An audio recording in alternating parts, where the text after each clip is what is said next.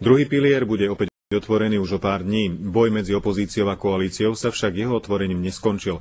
Práve naopak, iba sa začína. SDK-UDS sporiteľom odkazuje, aby nepodľahli panike a nenechali sa z druhého piliera vyhnať.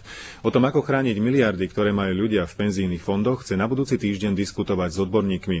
Koalíciu však okrúhlemu stolu nepozvali.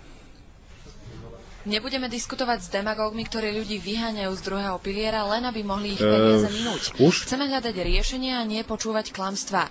Tak zdôvodňuje SDK fakt, že na rokovanie nepozvali zástupcov koalície. Môže byť zmysluplná debata s ľuďmi, ktorí prirovnávajú DSS k nebankovým subjektom? My považujeme tieto aktivity SDK ohľadom okrúhleho stola naozaj za farizejské, pretože SDK je hlavným strojcom zle nastaveného systému. SDK nevidí dôvod diskutovať dokonca ani so šéfom sociálnej poisťovne Dušanom Muňkom. Jej dôveru stratil po nedávnych výrokoch o tom, že ľudia už v DSS prišli o všetky peniaze. Šíril paniku a vyslovene klamal, keď hovoril, že ľudia už prišli o svoje úspory v druhom pilieri. Bol to on?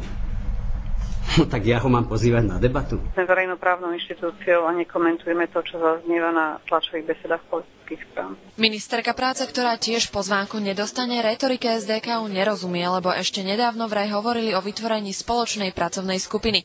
Ministerka trvá aj na tom, že Dušan Muňko má stále jej dôveru aj po kontroverzných výrokoch. Pre ňu bolo vysvetlenie dostačujúce. Boj medzi opozíciou a koalíciou sa teda ani po prijatí zákona o otvorení druhého piliera nekončí. Opozícia chce ľudí presvedčiť, aby nepodľahli panike a pilier neopúšťali. Druhý pilier bude opäť otvorený od soboty 15. novembra. Sporitelia budú mať možnosť z neho vystúpiť a rovnako doňho aj vstúpiť až do konca júna. Katarína Krajňáková.